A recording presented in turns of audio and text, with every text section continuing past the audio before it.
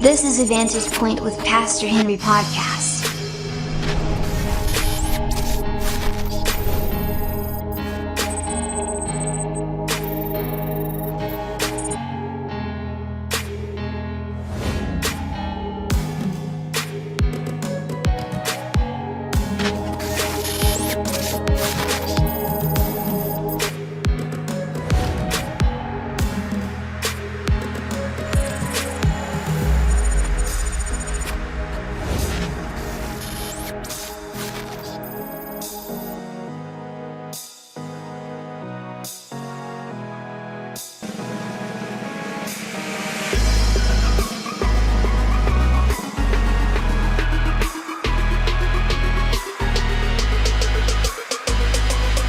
Welcome to another episode of Vantage Point with Pastor Henry. It is educative, informative, entertaining, enlightening, edifying, and spiritually uplifting. Sit tight and put on your seatbelt and get ready to be blown away.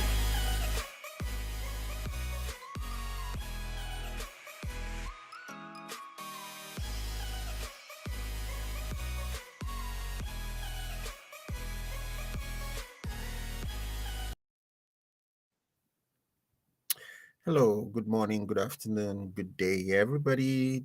Nice to see you, and welcome to another episode of Vantage Point with Moa Henry. I have my very good friend, amazing woman. I love everything she says because she speaks from a very deep place of knowledge and deep place of experience. And she has written a book that has been such a huge blessing to me. I've read 2 chapters of it. Building confidence and how to thrive as a shy person. Go check it out. Go check it out on Amazon. It's amazing. It's very good. And go give her some good stars, about 5 stars and nothing less. Nothing less. Don't buy it if you're not giving her 5 stars, or buy it and give her 5 stars. That's the best. Let's be positive. Buy it and give her 5 stars. You just go buy it, and it's very inexpensive. It's got about 100 and something pages, and you would absolutely love the way she tells the stories, the way she knits the things. I think she should be a knitting expert or something. She has a way of knitting facts together with stories, and it's just amazing. I just learned that she loves gardening. It's amazing to see people who love gardening write books. You know, one of the things you've got to learn how to do is to find the place where you can go to and chill. If you want to be an author that's a successful author, you've got to be someone that knows where you can go and chill. And learning today that she loves gardening, she has no dogs. I learned that one again too. Is amazing because not just does she go hang out with her husband Bob, who also loves gardening. And that I was telling her that's amazing because to have a husband or have a partner that both of you enjoy doing the same thing, so she can be at that corner of the garden and he's at that corner of the garden. He likes growing. What did she say now? Did she say vegetables? Or yeah, I think vegetables. And she likes growing, I don't know, did she say fruits or something? But whatever it is, it's a garden with two things, and it's amazing to be married to somebody that both of you can go to the garden. Even when you're fighting, you just go to the garden at both angles and you're digging and you're angry and but then you're spending time together, and that helps. But how did we go into that? We were talking about Sue Reed, life coach, author of the book Building Confidence, how to strive as a shy person, based out in the UK. Would you welcome my dear friend Sue Reed? How are you, Sue? I'm good, thank you. Thank you for your lovely words. That's brilliant. I was looking to say more, but I already spent 4 minutes without you on screen, and everybody's gonna say, "Hey, boo, get off the screen. We want to see we want to see Sue." Thank you for doing this with me. I'm recording and then I'm streaming live to a group. But some people popped in and popped out, and I try to hide it until when I can go full live, but one or two what do I call them? Group administrators will see it. Yeah. So I found it very intriguing. And what we're going to do is we're still looking at steps to build your confidence. But I found it very intriguing to discover that a lot of times people who are shy have a lot of stuff behind them. And so this series, we're going to call it the Shy Genius. And what we're going to do is to help people. But first of all, I want to identify how shyness can hinder you exploring your personality, bringing out that genius that is inside you. What do you have to say about that?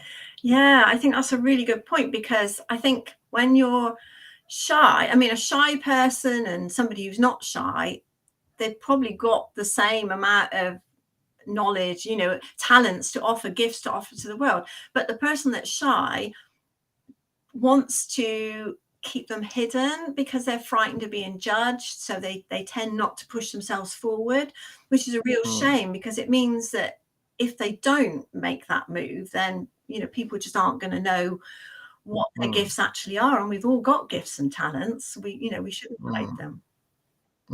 But what do you have to say about the fact that more than 50% of people who have been described as genius in the world, especially if your IQ begins to hit the 190 percentile, what do you say about people who have been genius? Most of them have been said to be very shy people. Yeah, I think that some people push themselves forward easily, but I think sometimes when you're shy, when you're frightened of letting your talents out in the world, but for fear of judgment, I think it can make you sink very low. And I think when we sink very low, when we have, I mean, it's the same when we have trauma in our lives, when we have a heavy heart, if you like, which is basically what I had, because I was so shy, I felt I didn't fit in anywhere. I think that those people, they hit the bottom, and then they learn to go deep inside themselves, and they I think to get out of that pit of despair, if you like, that, I mean, it's not always that bad, but when you're hiding your talents, when you're not pushing yourself forward and you're suffering because of it, you tend to reach a point where you think to yourself, I don't want to be a victim anymore. I don't want to live this life anymore. I want something better. So when you get that far down, you tend to rise up, because you find something inside yourself, and it's that something inside yourself. That's where your gifts are. That's where your talent is. It's finding it and bringing it out. That's the way I see it anyway. So I found that, for instance, Albert Einstein was called a shy genius. But the question I wanted to ask you was, personally, how did being a shy person help you build yourself on the inside, or how did it affect you building yourself on the inside? Because I was reading an article. Shy people work harder because they kind of have that pressure on them to meet up, but they don't know they are already outdoing everybody. Shy people spend a lot of time with themselves, and what that does is that ultimately they, apart from being shy, they have explored themselves. What do you say about that? Yeah, I think there's two different types of, well, I think that in effect there's four different types of shy people, but there are people that are shy, that are comfortable with being shy, and they're comfortable working on their own, and they tend to work harder because they're not as distracted, so they kind of really focus on what they're doing. But then there are shy people that aren't happy with where they are, and I think I was one of those. I think I was, because I always felt I didn't fit in, as I've said before. So I was, first of all, trying to hide it, but then trying to fit in. But then after that, trying to think, well, I want to make something of myself, so I have to push myself forward.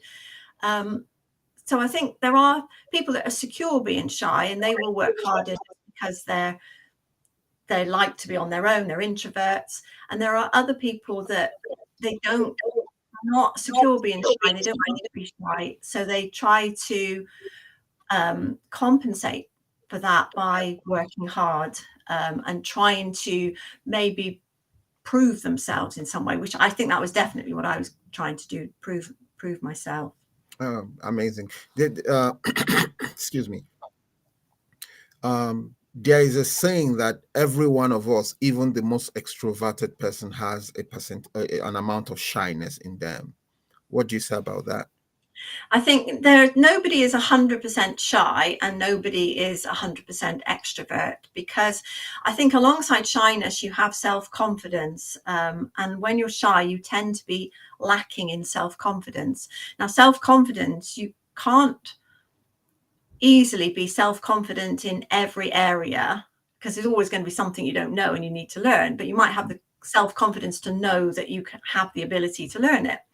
Whereas if you're an introvert, there's going to be something that you're good at. So you might be shy, you might have low self-confidence, but there will be something that you're good at, and that will bring you out of yourself. So I don't think anybody is completely extrovert or completely introvert, but I think we've all got a mixture, but to different degrees. You had talked about 4 types of shy people, and I don't know if you listed all of it. Could you go back to that again and just kind of tell us, because now that links, if everybody is shy to an extent and there's 4 kinds of shy people, maybe now we will discover what kind of shy people we are, if you give us that list. I think and I'm doing this from memory, I can't really remember, but there's the secure shy person, like I've said, and the insecure shy person. And to be honest, I can't remember what the other 2 are now. I'd have to look it up. So can you break what's the difference between both? Give us a few differences between the both of, the shy and the insecure and the secure shy. Well, if you're an insecure shy person, you're not happy in your shyness. So, you're shy, and you don't want to push yourself forward because you're frightened of the world. So you've got a lot of anxiety, a lot of fear of judgment, a lot of fear of pushing yourself. And then you've got a more secure shy person who maybe they're quiet, they like to be with a small group of people, but they accept that and they're happy with it. So it's not a problem to them. They're not anxious about it. Okay, they might, if they're doing something that maybe they don't feel very confident doing, they might have that fear, but it's not as pronounced as somebody who's an insecure shy person, if that makes sense. I'm trying to think what the other 2 were, and I can't for the life of me remember what they were. I should have brought a list. I'll tell you next time I speak to you. Wow. Okay.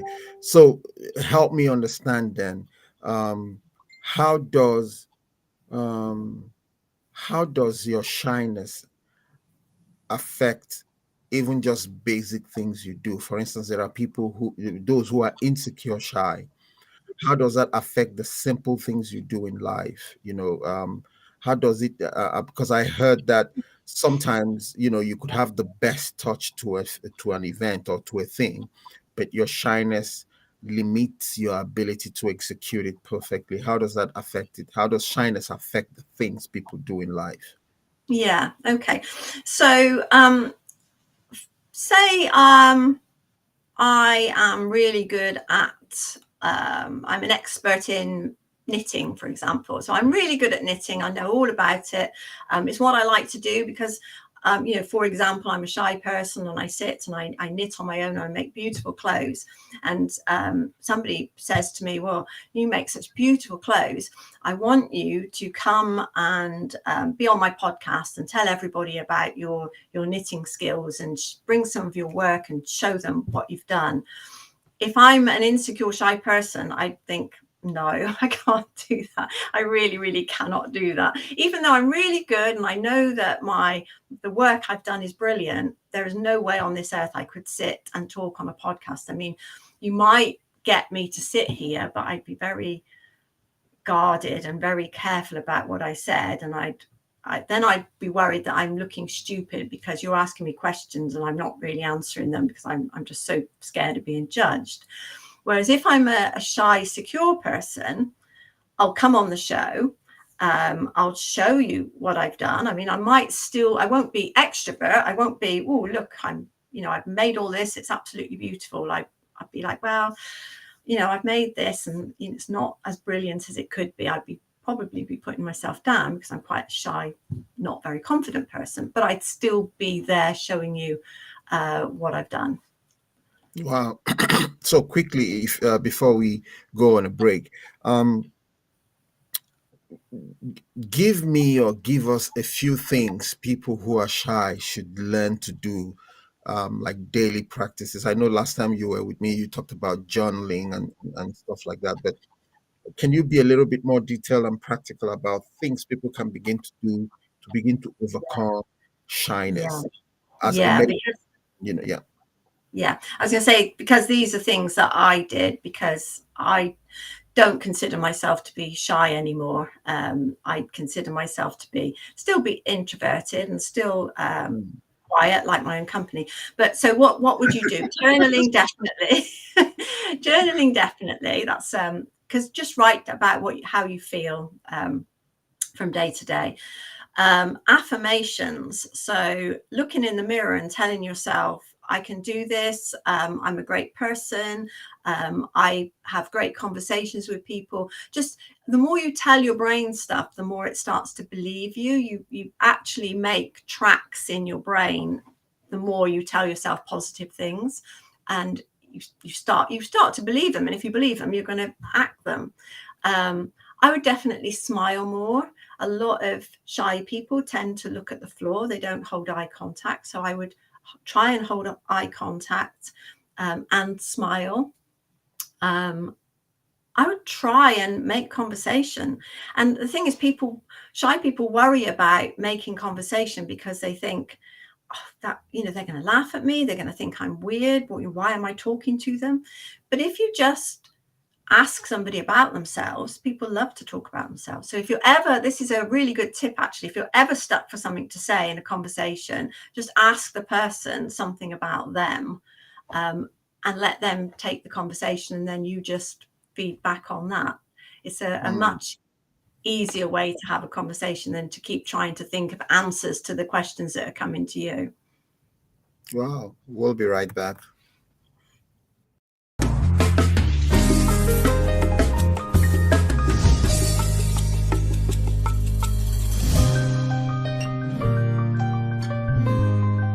Vantage Point with Pastor Henry and Sue Reed will be right back.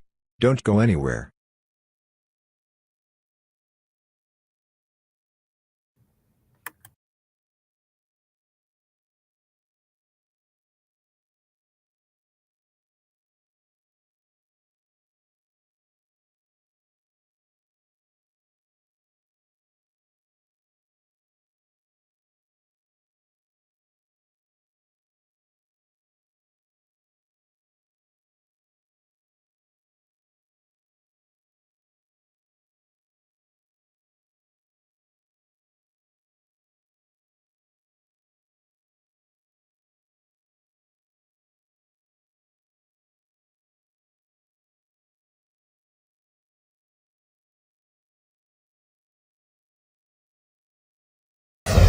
Educative, enlightening, entertaining, refreshing, and always spiritually uplifting. Welcome back to Vantage Point with Pastor Henry. Hey everybody, welcome back. I am not Sue Reed. Sue Reed is my amazing friend in the UK. She's an author and a coach. Again, I'm going to plug her book. I'll do that because that's always fun when hosts always plug the book. Her book is Building Confidence: How to Strive as a Shy Person. She's a UK author. She is married. She was a banker for years, and she left all that when she retired, and now she's gardening with Bob. No, I'm just joking. But that's our amazing guest for today, Sue Reed, all the way in the UK. One of the reasons why I love talking to Sue is that she brings a perspective of issues that I handle very differently. And sometimes, and I hate to talk about it like this, sometimes a good doctor um, who wants to increase the percentage of success he has, looks at somebody else's view. And like I said, I hate to look at it like that, but the truth is this, that sometimes with the way I as a pastor would want to handle shyness, there are two things we pastors do with shyness as Christians. We do to Christians about shyness. Number one is we pray them out of shyness, which is normally what we do with a lot of things. And then number two is we preach them out of silence. And that's the two things Christians do, pastors do to people who are shy. We love to pray them out of shyness, and we love to preach them out of shyness. The preaching is we try to ginger them up, we try to speak words and, like she was saying, affirmations and stuff like that. But why I'm enjoying talking to Sue, and this is the second of the episodes we're doing, but we're creating a series of what we call the Shy Genius. And why I love talking to Sue is that she brings the very practical medical psychological perspective to this, and I'm really enjoying it, and I'm hoping you listeners and viewers will enjoy it. Some of you are watching or going to be watching the video, and some of you are going to be listening. I hope we can bring you a full and balanced information as to how you can overcome where you are. And I love the fact that she highlighted to us that each and every one of us has an extent to which we are shy. We are not overconfident in every area. There's an area of our life that kind of intimidates us, and we are shy. And so I'm going to bring Sue back, but this time around, what I want to do is I want to dive in a little bit deeper. How shyness kind of attracts other. I don't want to call them health issues, but they are health because they could be looked at as mental health issues. The 3 or 4 top 4 signs of somebody who is shy, signs such as withdrawal from social activity, anxiety, depression.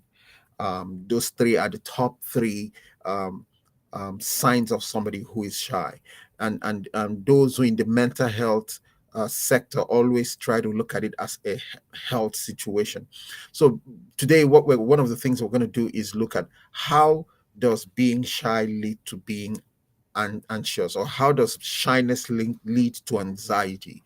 I have a lot of friends who are very, very anxious, but who are smart, super beautiful, super handsome, very creative on the inside.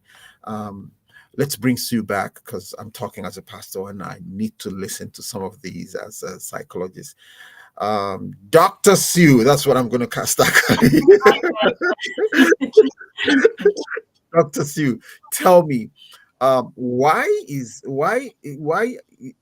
are there issues with anxiety and shyness for people who are shy? Anxiety and depression for people who are shy. Yeah. So in the break, I did look up the 4 types of shyness. So I think I saw you doing that. the anxiety will come into this. So you do have the shy secure, which I said. So shy secure is somebody who is not afraid to speak to new people, but they'd rather not. So don't get excited about it, but if they have to, they will. Shy withdrawn is somebody who does get anxious. So like I said, they're anxious about being judged, rejected, or saying the wrong thing. And they can suffer from loneliness because they don't want to mix. They keep to themselves, but that can cause depression and loneliness. So that's one of the mental health issues. Shy dependent, that was one of the 2 I couldn't remember. So shy dependent is somebody who needs to be accepted. So they tend to take, because they're shy, they tend to take a junior role in a partnership. So you probably find them with somebody who's a little bit maybe controlling. So you'd have a controlling, that can be controlling in a good way, could be helping the shy person to perform in life, but it could also be controlling in a bad way, which is really taking somebody over who is automatically then becoming a people pleaser, which isn't good. And then shy conflicted. This, I think, was me, the shy conflicted. This is somebody that wants to be accepted, but they don't know how to do it because they've got that shyness built in. So why do shy people suffer with depression and anxiety? I think it's the people like I was that don't want to be seen as a shy person. They don't see any good in being shy. They see it as a completely negative situation that they want to get out of. But the more they try to do something about it, the more that fear inside them is holding them back and saying, oh no, you don't want to do that. You want to keep safe. You want to stay in your comfort zone. So they've got this conflict going on all of the time, and that can cause depression, which can then the anxiety, the loneliness can then cause deep depression, can cause mental health issues. That's not to say that somebody who is an extrovert won't suffer from mental health, because they do. If you think of people like Robin Williams, but shy people, I think, are more afflicted with it. Did you have any bodily sign when you were shy? Because I know people, when they become let me back up a bit. Were there phases or levels of shyness that you experienced? Like, could you tell when it's a 3, and then it's going to a 4, and then and it's a 5? Was there something like that? Probably looking at it from the outside, but I think, and looking back on it now, but at the time, I just felt that I struggled. So I struggled with everything. When I was very young, like school was a struggle for me. And actually, I've proven myself now that I am quite bright and quite smart, but I never did higher education or university because I didn't have the courage to apply for anything. And because I didn't have the courage to apply myself at school, I didn't have enough qualifications to go to university, even if I wanted to. I think if I had, my father probably would have pushed me into going. So there were situations that I found really difficult. School was one of them. When it came to dating, as I got older, that was always a real problem for me, because we didn't have dating apps and things like that in my day. So you had to actually go out on a physical date and meet somebody. And I never knew what to say. They would always say, are you saying dating apps covers up shyness? Because you sit in on a dating app, until you actually meet the person in person, you don't have anything to worry about, because you can always stop the contact. But when you're sat in front of somebody and they say to you, the question they always used to ask was, tell me about yourself.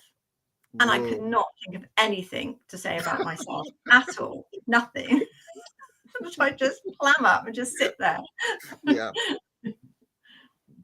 So that was probably scary. I'm going to back up a bit. Did you know that most people who are shy become shy as a result of a certain stage in their upbringing? Do you know anything about that? Yeah, but I don't think it's true of all people. I think I said last time, I think, research shows that 15% of children are born with that shy personality trait. That's the number I saw. I didn't want to bring it up, but that's the figure I saw. 15% are born shy. Yes, but other people become shy because of something event that's happened in their life, and it could be the way they're brought up. I think I was born shy. But I also think that because I had a father that really wanted me to do well, and basically he wanted me not to be shy. So he was forever pushing me. And I think that pushing me, although well meant, made me worse, made me even shy, because it just made me lose self-confidence, because the more you push somebody into doing something that they feel they can't do, the more agitated and anxious they're going to become. I don't know if you know about this, but the same study I read says that most people who are shy become shy from that tender age, and it is always as a result of their interactions and relationship with their parents. Do you know about that? Yeah. I think most issues we have in life come from our parents.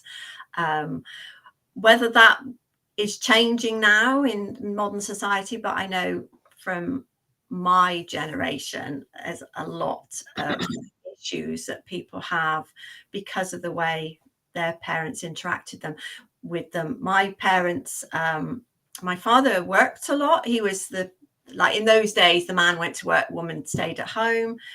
So my mum was home with the children. My dad worked 5.5 days a week, say. So we only saw him on a Sunday, really. My mum she didn't really, I don't really feel like she connected with us as children. She didn't treat us as children. Like, she didn't do very much with us. It was like, go and play in the garden, stay out of my way. I've got my own work to do, sort of thing. Stay out of my way. Wow. Go away. So I didn't really feel that like very close connection with either of my parents. And I think a lot of people from my generation I've spoken to found the same. And whether that's because, you know, our parents came from post-war era and war being a difficult time, it's related to the way they were brought up, I don't know. I think things are changing now, though. I can see it in my grandchildren that they're not being brought up the same way I was. So I think our children are learning from our lessons. So I don't know if I'm taking you out of your topic, but speak to this if you can. What should parents do consciously to affect their children, you know, to begin to pull them out of this shy tendency? Let's talk about that briefly. Words, definitely words. What you say to your children matters so much. Children up to, I read it's the age of 7, that whatever you tell them, they believe. They don't have like a fact checker like we do. They don't think to themselves, is that true? And if you think about Santa Claus, and if you think about like the tooth fairy, children just accept that as read. You know, when you think about it, Santa Claus can't come down the chimney. That's impossible. And he can't deliver presents rather to children all over the world in one night. That's impossible. But to a child, it's completely real, completely, absolutely true. So what you say to a child really, really matters. And if you start telling children that they're no good, they're too naughty, you know, they're never going to amount to anything, they'll believe that. And that will go into them. And some of them will just brush it off. But others, particularly because shy people tend to be more sensitive.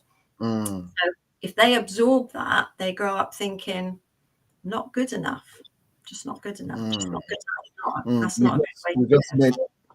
You just touched the point that I really wanted to touch into. And I wanted to understand why are shy people very sensitive? Let's and I'm gonna maybe dig deeper into that, but let's start with that. Why are shy people very sensitive, especially hypersensitive to this to rejection, for instance? Whether it's just the way they're more empathic, whether they absorb energy easier than non-shy people do. Maybe it's more that sensitive people tend to be more shy than shy people tend to be more sensitive. I don't know which came first, which affects which. It's just that they do tend to be, and it's probably to do with their inner energy, because if you're a person that absorbs energy, like an empath would, then you are more affected by the energy around you. So if the energy around you is negative, if you've got parents that are telling you you can't do this right, you're always naughty, you never do anything we tell you to, then that will all be absorbed more by a sensitive person, because they tend to take energy in more. They can't like bat it off like maybe somebody who's not so sensitive could. If that makes sense. I'm reading. Like I said, I tried this, you know, but it's not. I didn't push this out properly, or with the intention of getting it live. I just hid it in some places, and so in some of the groups that I am streaming to, Someone says shy people are wonderful listeners, though thus great learners. Is that true? I think so. Yeah. I mean, I'm a life coach, so part of my job is to listen intently to people.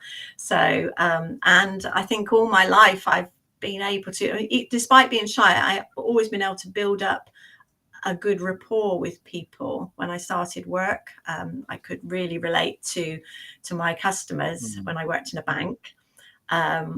So I think shy people, I guess, because if you don't like talking so much, you're going to listen more.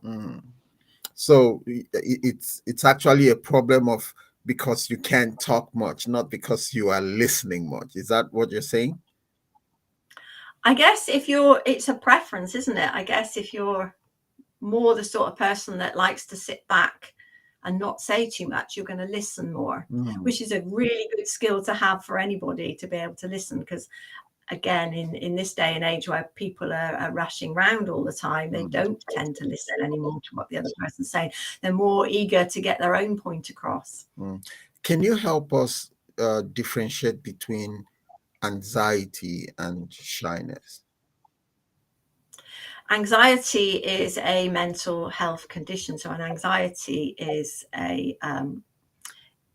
it's where you worry, you panic. You might have severe panic attacks. It's where you go into fight or flight mode more easily than somebody that doesn't have anxiety. So, in normal circumstances, you would go into fight or flight mode if something, you saw a lion running towards you, you'd think, do I run away from this or do I fight the lion?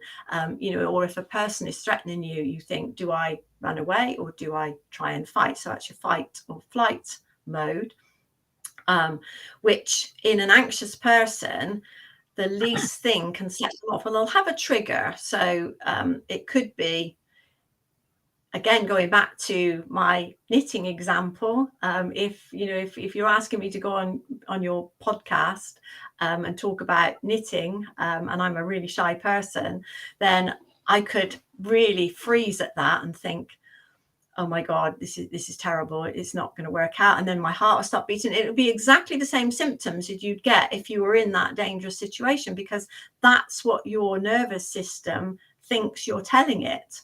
You're panicking, so therefore it picks up on that and it thinks, okay, so are we going to fight or are we going to run away?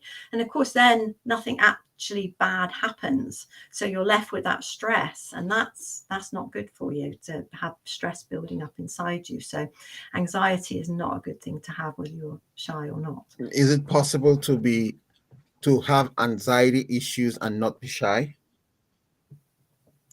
I think so, yes. Yeah, I think anybody could have anxiety issues if there's something that triggers them. And that could be something from their past. So even if you're not a shy person, say something's happened in the past, like every time your father shouted, he hit out at somebody, for example. So he hit you, or he hit your mother, or he broke something. Then every time later on you hear somebody shouting, for whatever reason, might not even be somebody close to you, but if you hear somebody shouting, then that might set you into an anxious moment, because you're thinking, what's going to happen? It triggers you. Wow. There's this aspect of shyness that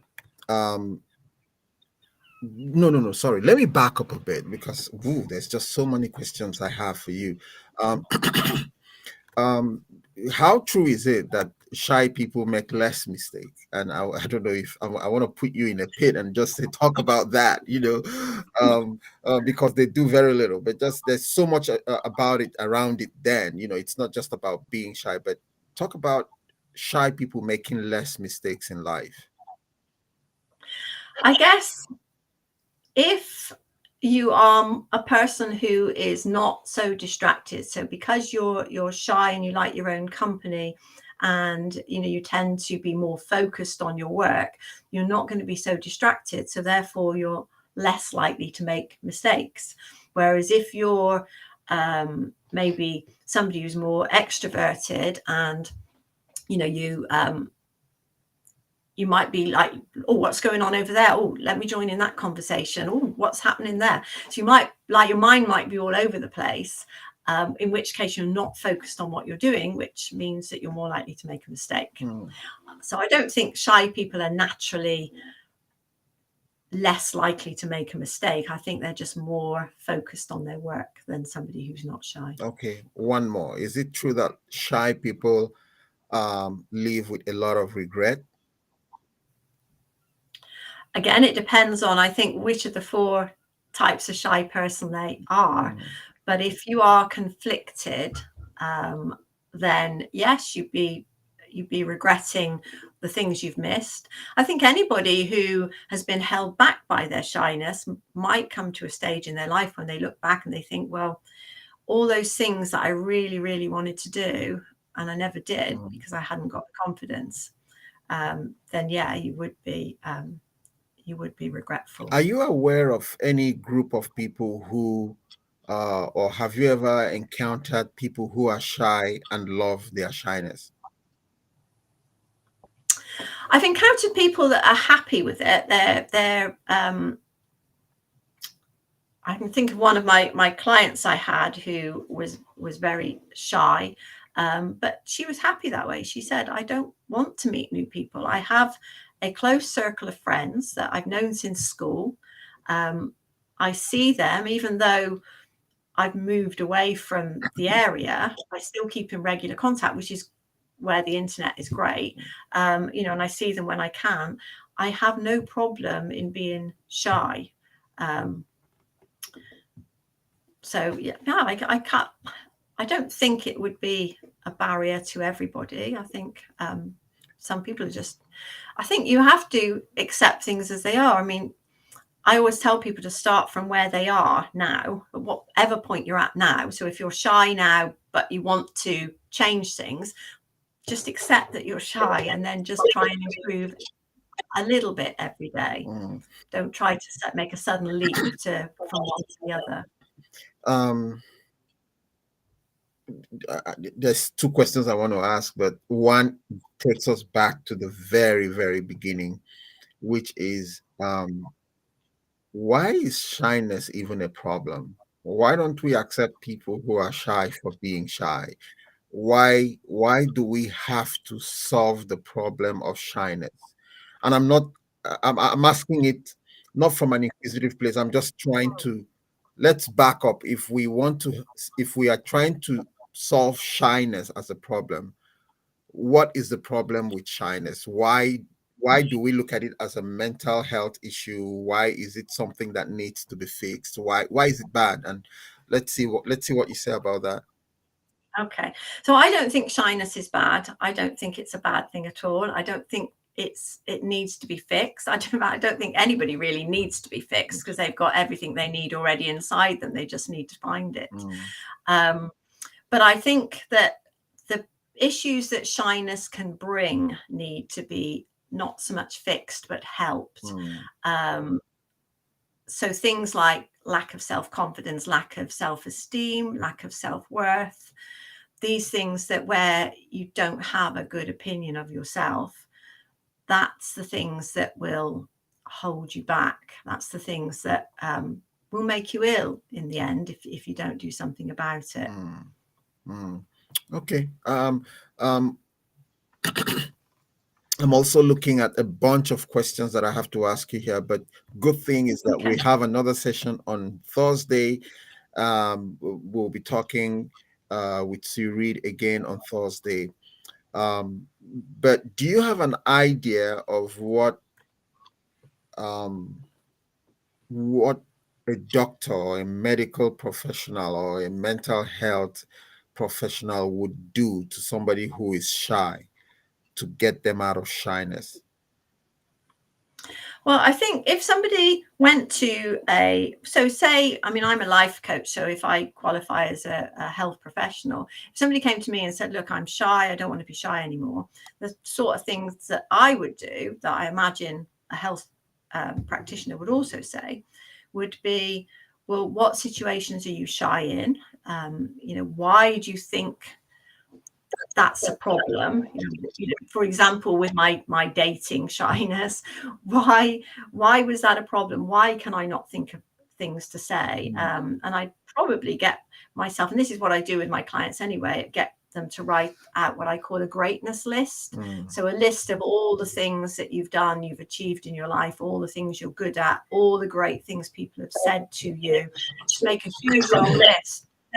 Always got something to refer to. I mean, you probably wouldn't go on a date and somebody says, tell me about yourself, and you can bring out this great big long list and start reading it. But just having it available gives you something to remind you that you're not it's not a problem. You're not good enough. You are good enough. Good. When we come back, we're going to get Sue to read us a portion of her book, and it's a game we're going to play. But this time it's all on her book, and her book is again titled Building Confidence: How to Thrive as a Shy Person. You can get it on Amazon. Like I said, it's a very good book. Go grab it, and then don't forget to go back and give us some good reviews, 5 stars or nothing else, please, guys. Okay, let's do that now. When we come back, we're going to get her to read a few chapters or a few lines of her book, and then we're going to ask her like teasing questions and stuff like that. Let's be sure she wrote the book. Okay, maybe she well, I will be right back. Please stay there, and we'll have the last session with Sue Reed.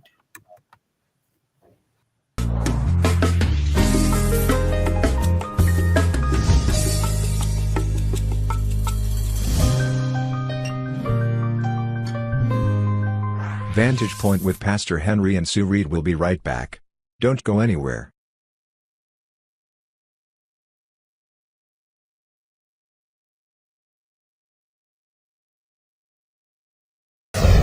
Educated, enlightening, entertaining, refreshing, and always spiritually uplifting. Welcome back to Vantage Point with Pastor Henry.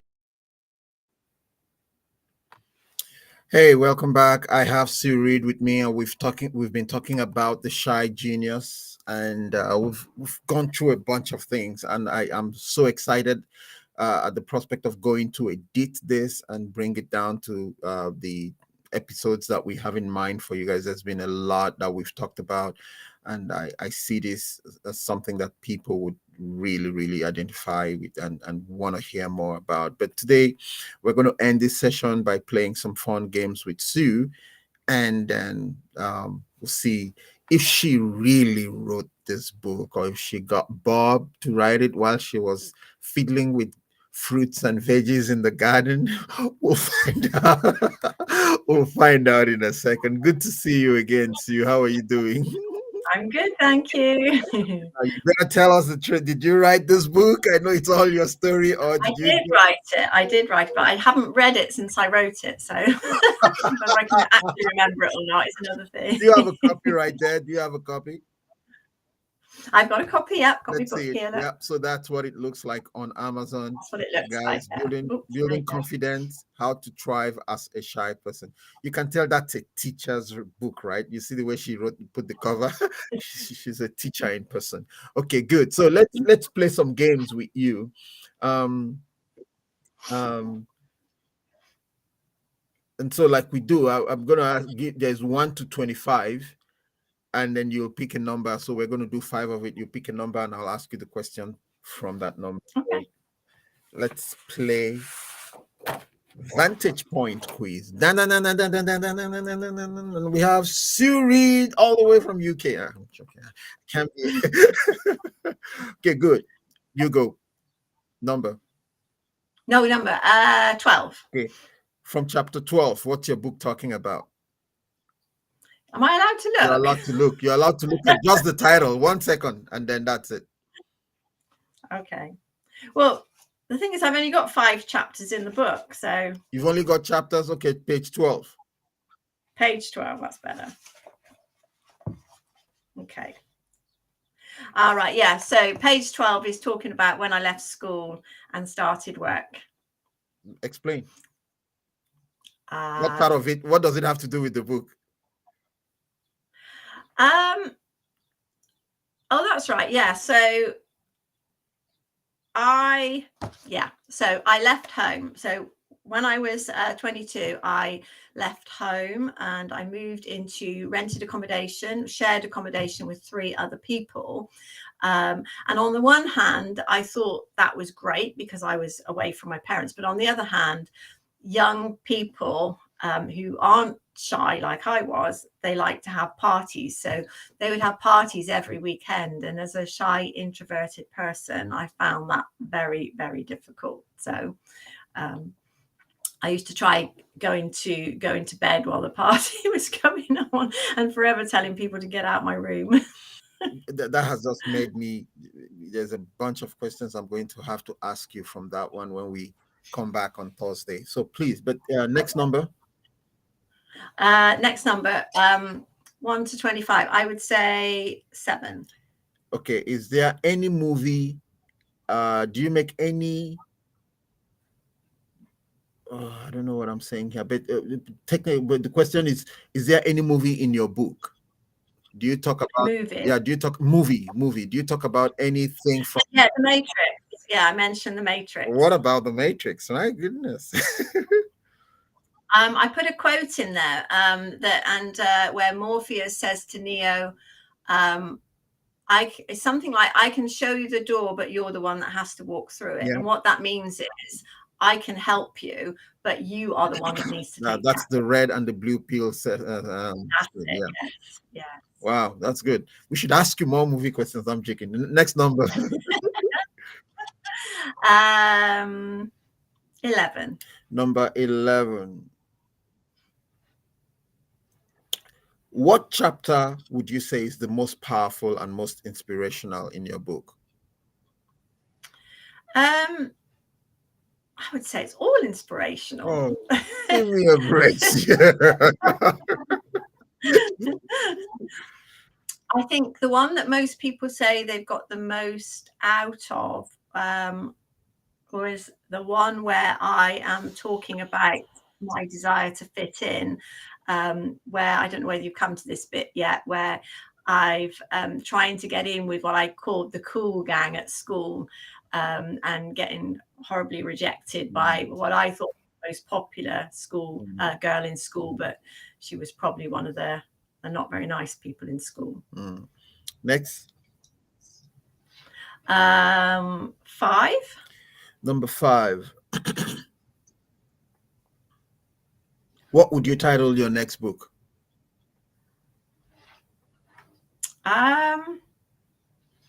Well, I'm thinking of writing a novel, which is a bit different, and it's about my husband Bob's grandparents. I don't know what I would call it though, but they were called Ernest and Florence, so I might just call it Ernest and Florence's Journey. Wow. Okay, 1 to go. One more. 21. 21.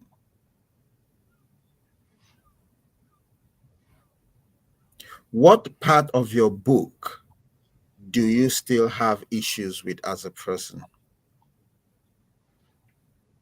I think what I have issues with as a shy person that has had to build her self-confidence is not so much the book, it's when people tell me that they like it, and also when people that I know really well tell me that they're going to read it. What happens there? You're like, oh boy. This is me opening my soul. So probably thinking, they don't even know. So I think, I should have worn like a pastor's garment so you'll be confessing to a pastor or something like that. But tell me, so what happens when somebody you know tells you, I'm going to read your book? I just panic a little bit, because I think, and also sometimes I can't quite believe when, it's not that I can't believe it, but it kind of, when people, I'm humbled, I think, when people say they like the book, because I think when I published it, I thought, I'm going to get so many bad reviews, nobody's even going to buy it, let alone review it, but that's my insecurity coming out again. So it just goes to show, no matter what you do, it's still in there. It still comes out sometimes. That feeling of not being good enough. So that's 5 of it. We could do a lot more with you, but I know your time is time is precious, and I know you've got a lot more other things to do. I received an email while we were here, and Stephen is in Northern Ireland, and he was watching for a bit, according to him, and he says he'd love to hear a lot more on Thursday if I could go live, and he has 3 areas he would love um, for us to look into. I'll send you a message on some of those areas. Okay. Yeah. See if you can prepare a little bit, some information with regards to that. I wasn't going to look at it, but there's one of it that is really, really, I'm like, I never thought of that. Anger and shyness. Okay. That people who are shy sometimes can have hot temper and heat out, because they've been storing up a lot of things. And I think he's talking about himself, but the way he said it. So it's interesting that we're getting a lot of these attention, and I'll send you the other 2. If you could just prepare something in that area, and then we'll talk about it when we come again. My guest today has been Sue Reed. She's an author, she's a coach, and she handles shyness in such a practical way. You just find yourself. In fact, I can sit down and just say I'm a shy person, just because Sue told me I'm shy. No, I'm joking. She didn't tell me I'm shy, but I bring her on all the time because she, one of the mistakes we pastors make is we try to pray people or preach people out of situations. But Sue balances it out for me. She helps me see, or she has been helping me see, how to talk to shy people, how to bless shy people. My takeaway today is when I asked her the question, I said, "What do parents do that affect kids and make them shy?" And she had one word answer: words. And that isn't that powerful? Isn't that powerful? Those of you that are parents today know how powerful your words are, and how you're creating a shy person, an introverted person, or how you're giving boldness to your little kid, and so you can start now telling that child you can do whatever, you can be whatever you want to be. You've got a power, you can do this, you can be it, and words of affirmation from a tender age just build the boldness in God, and they grow up to tell themselves they can do anything, they can be anything. That's my takeaway today. It's not I didn't know it, but it came in such a very sublime way today that it just kind of touched me. But we want to thank you for giving us a whole hour plus today, and indulging us with all our games and everything. I look forward to Thursday when we would have another episode. Do you want to say any closing words? No, just exactly what you've just said, actually, about the words. I mean, not just to children, to anybody. And particularly in the age where we're on social media and we're typing comments, just read back and think about what you've said and how it can be taken, because words can be very dangerous. That is powerful right there. That is powerful right there. Thank you very much, Sue. And we'll be in touch with you before Thursday to give you some of these so you can prepare. I'll try and do it by the end of today and send that to you. Okay. Send me well to Bob. I will. Thanks a lot. Bye-bye. Thank you. Bye. I have had Sue Reed, author and coach, for the past hour, and we've talked about everything. We've talked about shyness, we've talked about being a mental issue, anxiety, and all of that. And I hope you've enjoyed it. Sometimes some of these practical things are what helps, for people who you can't pray it out of, or you can't speak it out of them. You need to go back to the nitty gritty, the step by step, precept on precept, line upon line ways of helping them come out of shyness. And we've titled this The Shy Genius because there's actually a fact that more than 50% of people who are classified genius are shy for some reason. And whether you are a genius or certified genius or not, I need you to know that you can be shy and be a genius. And sometimes just because you're a genius, you're shy. So don't let that shyness take away everything from you. Don't let it rob you of your shine. Don't let it rob you. So you talked a lot about dating, how it can limit your dating experience. Don't let it take away from how you experience love, how you experience friendship, how you experience people around you. Don't be shy. Until I come again on Thursday, this is me, Henry, signing out. Thank you to all of you for listening. Thank you for your friendship. Thank you for the time you give us every day. I always say, stay blessed, stay happy, stay encouraged. Amen. Thank you for watching this episode of The Vantage Point with Pastor Henry. Hope you enjoyed it. If you did, please share it with your family and friends. You can find us on iTunes, iHeartRadio, Spotify, and wherever podcasts can be found. Download the latest episodes on Saturdays, weekly. I look forward to sharing the next episode with you. As always, stay well, stay healthy, stay happy, stay loved, and stay blessed.